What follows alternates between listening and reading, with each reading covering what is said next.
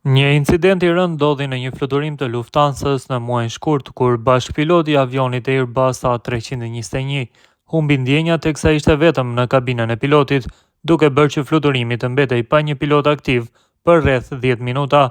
Sipas raportit përfundimtar të autoriteteve spanjolle të publikuar atë njëjtën, Airbus A321 po operonte në linjën Frankfurt-Sevilla me mbi 200 pasagjerë në bord.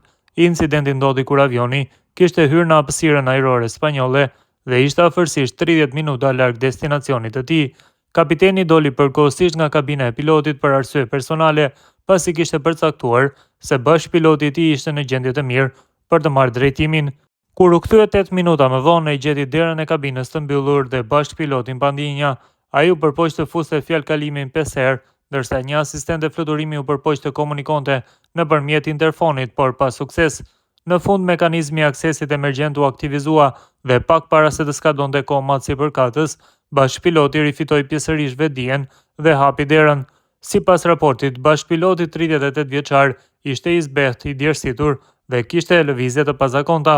Kryepiloti menjëherë kërkoi ndihmë, ndërsa ekuipazhi i kabinës dhe një mjek në bordin e avionit ofruan ndihmën e parë dhe kapiteni vendosi ta devionte fluturimin për në Madrid.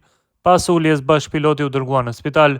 Shkaku i paaftësisë së papritur dhe të rënd të pilotit ishte një krizë epileptike për shkak të një çrregullimi neurologjik, siç raportohet nga ekspertët. Autoriteti spanjoll i aviacionit civil thekson në raportin e tij se gjendja në fjalë është jashtëzakonisht e vështirë për tu diagnostikuar, përveç se nëse piloti kishte shfaqur simptoma në një kontroll të mëparshëm mjekësor. Si një masë kryesore parandaluese, studiuesit sugjerojnë që Agjencia Evropiane e Sigurisë së Aviacionit të informojë linjat ajrore që të shqyrtojnë rreziqet që lindin kur vetëm një pilot mbetet në kabinën e pilotit.